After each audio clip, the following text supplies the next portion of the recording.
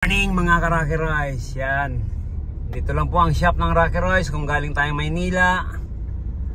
Yan, tabi namin yung McDonald. Ayun, kasunod. Ayan, may papasok.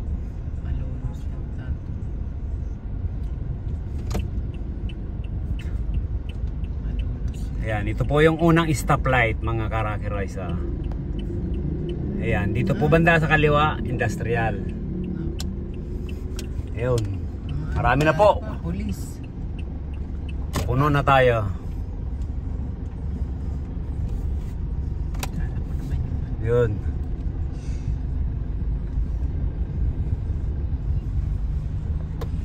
Ayan, kararating lang po namin. Ayan, puno na tayo. Oh, mga kasangga. Ayan, mga red plate tong dalawa.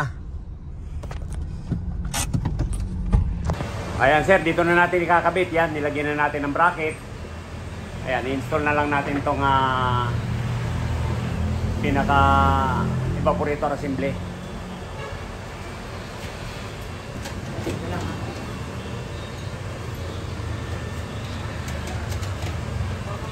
Kung isang condenser, yan, dito na natin install. Yan, lahat sa ilalim. Yan, kasalukuyan na pong wini-welding para may mounting na natin to. Oh, yan. Oh, ito po yung isa. Yan, dito rin natin in-install. Kabilaan po yan.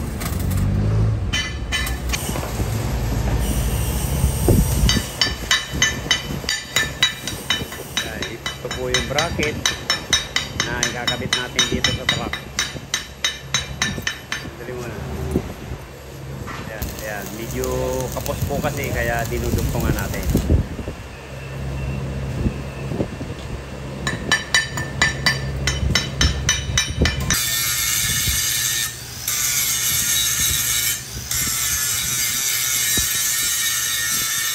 Ayan, dinudugtungan po kasi natin yan ng kulang kaya wininding.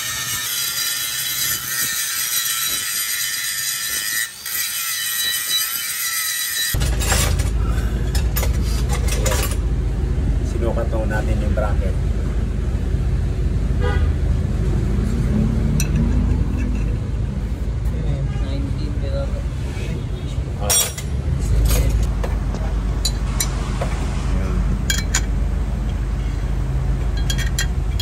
Yung isa.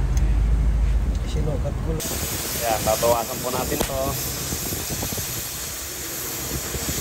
Tatapal natin sa taas.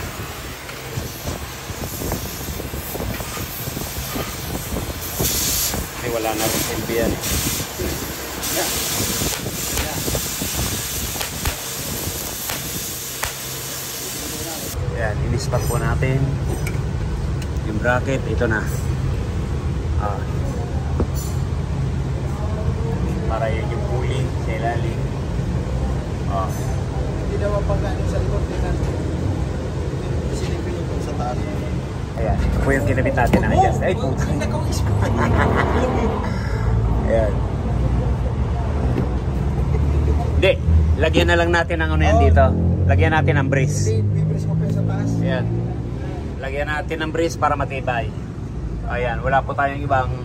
Yung mga Isuzu, ang adjuster pulley po nito nandun sa kabila. Kaya lang, wala tayong pagdadaanan. Ayan, no? Yung hose ng radiator nakaharang. Kaya dito na lang tayo maglalagay. Ayan, sige, pag nano, ipo-full weld na yan. Ayan, ito na po yung bracket. Ito na yung adjuster pulley. Ayan, lalagyan na lang natin ng tension para mas matibay.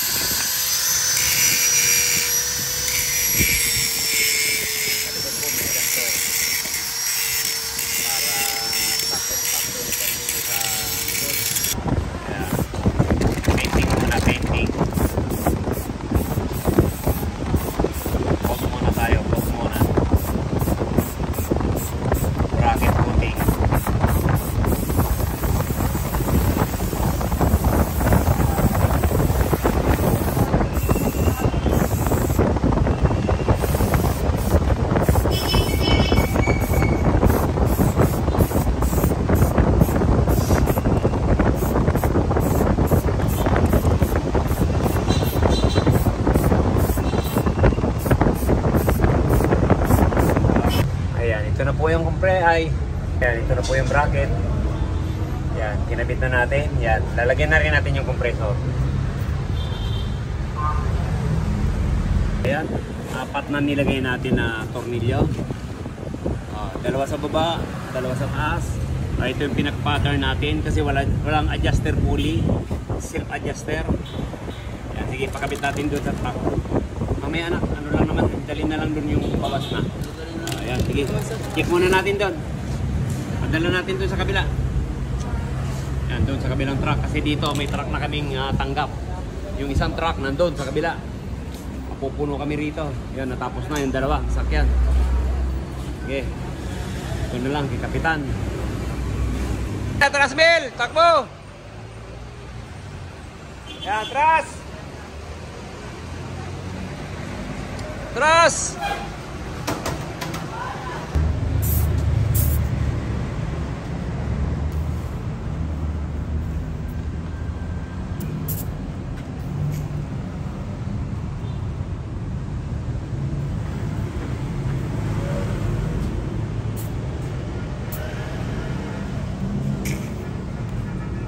Okay.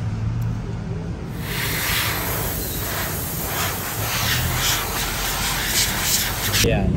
Putol po yan. Pinutol natin. Yan. Kasi wala siyang union. Yan. Nilagyan natin ng union.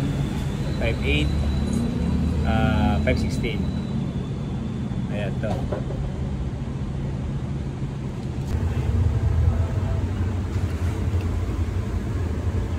Ito ang rin.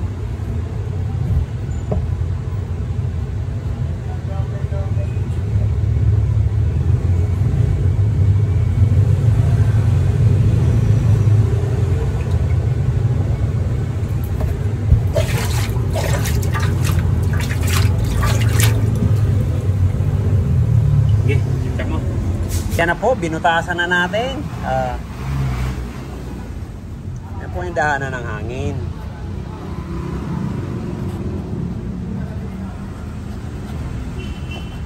Yun. Swak. Kaya ganito po ang ginawa namin dahil napakahina ng hangin ng original. Kaya convert tayo. Ganda rin to po yung ganito rin yung ginagawa natin doon sa mga L-Tring minibus. Yan, shout out natin yung taga Singapore. Nung umuwi, pinagawa to. Yan, okay. Yan. Yan po yung blower. Dito siya. Yan, kakabit na natin to sa truck. Sa Poton Tornado. Yan, okay. Yan na, sir. Ito na yung kakabit dito sa truck mo. Kukonvert na natin. Yan. Mga pan-truck talaga to. Mga original.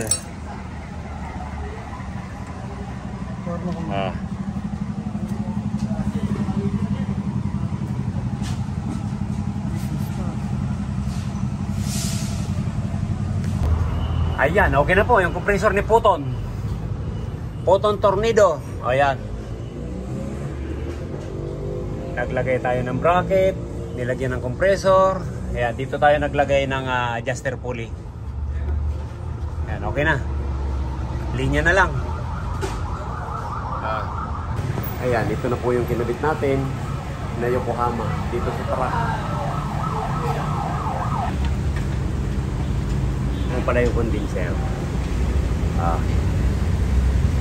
Dito natin nilagay sa ilalim para hindi istorbo. Yun.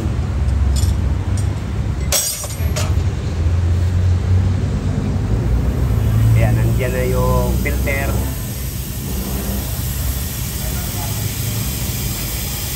Ayan, may ginaw. Di ba ata may tip? Di ba may tip? Ayan, nililipit na. Ayan, ito na po yung kinabit natin, yung compressor. Halos 2 araw namin ginawa to. Ayan. Kasi talagang hirap, pati yung tornilyo, nahirapan kami. Wala akong makita. Kahit sa mga bolt center, bali nagpatorno na lang ako para may magamit lang dito. Ayan, yung malaking tornilyo na to. Oh. Ito. Bali ang ulo niyan, 19. Walang makita kaya yan, nagpatorno.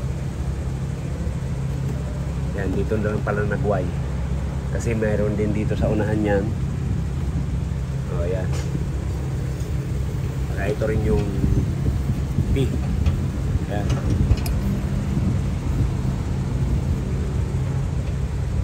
Yan, magliligtis na tayo. Ayan. Ligtis na po tayo.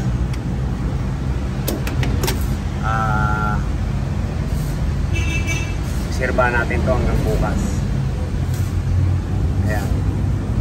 215 sa taas. Yan, pag hindi bumaba yan. Kaya pag itong gauge na bubugahan po ng 141B yan, ganyan, lumalabo. Kaya halos di makita. Ayan. Ligtis natin hanggang bukas. Okay. Iligtis po natin 24 oras. Walang kagalaw-galaw. Yan. 215 pa rin sa taas. Para siguradong walang singaw. Dadalhin pa naman po ito sa Mindanao. Okay? Sir, 24 oras nakaligtis. Hindi po gumalaw. Kaya electrical na lang po. Tapos mamayang hapon kargahan. Ayan, naka-vacuum na naman po tayo. Dito naman natin obserbahan to. Vacuum. Kahapon 24 oras nakaligtis siya. Ngayon vacuum naman. Ito na po yung sit up natin. Ito yung compressor. Ito yung adjuster pulley. Ayan. Medyo nahirapan lang tayo rito pero okay naman.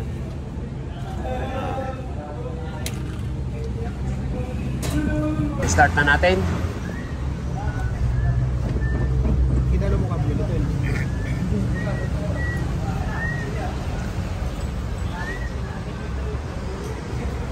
Ayan po yan. Forward.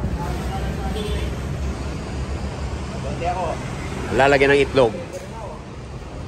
Kung hindi itlog, sisiw. Yun. Yun. Ayan. Working. Yan. Puro pababa.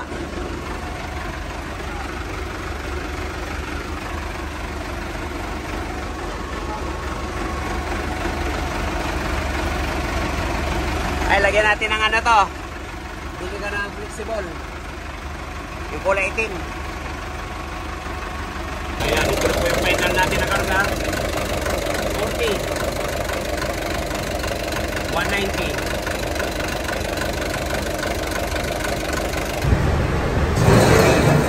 Sir, okay na to. Ano mo, sir? Yung truck mo. Lagyan ng itlog, lagyan ng sisiw. Yan. Hanggang dito sa likod, sir. Oh. Abot. Yan, abot na abot dito yung hangin. Ayos. Yan, dito sa likod yung tubig. Oh. Parang umihi.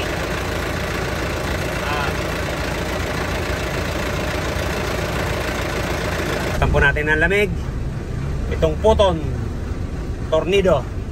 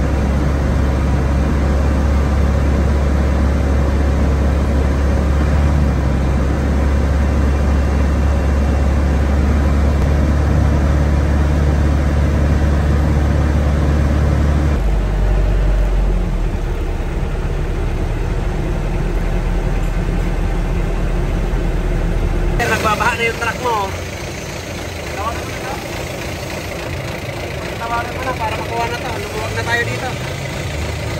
Mahigit na 1 linggo to. Ayan. Ito po yung sa likod, sir. Baba na rin. Ayan, nandiyan na si Sir Randy. Kukunin na. Sir, kahapon pa to. Kaya pinatawagan na kita. Ayan, testingin natin.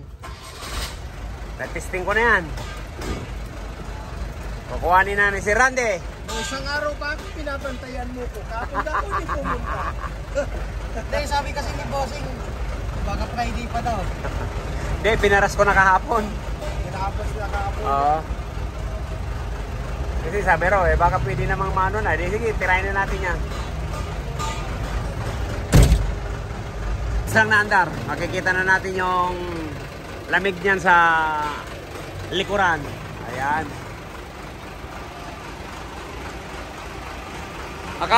Ang lamig, parang thermoking ah.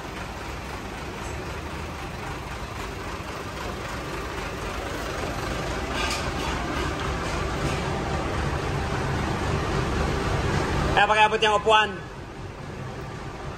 Baka matangay pa. Oo. Yung mga jack nyo ata yan. Jack. Mga adjustment. Pero kanina nakatodo, di ba? Oo. Ako, nag-standby sila rito kahapon. Ginaw na ginaw. Kasi kulob eh, walang ano eh. Ha? Wala na yan. Kahit wag mo nang galawin yan. Oo. Lagay mo na sa gitna.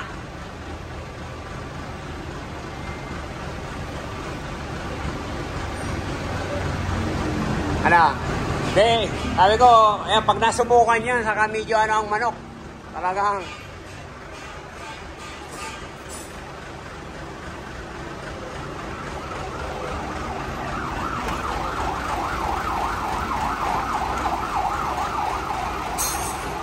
kukunin na yung truck. Ayan, okay na.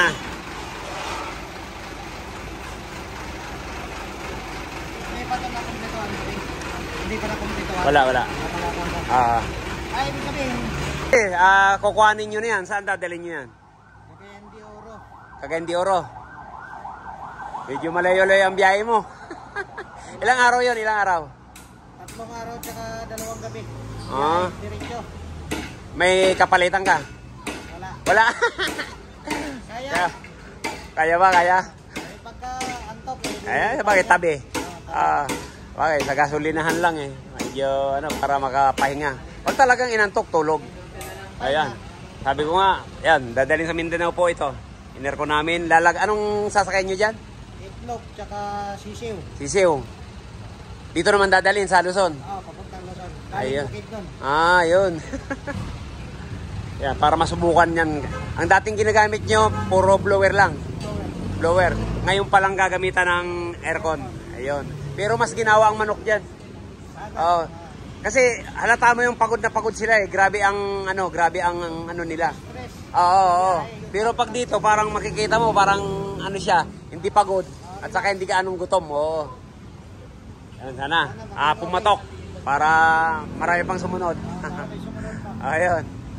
Okay. Maraming salamat, sir. Medyo ikinawin na si Randy.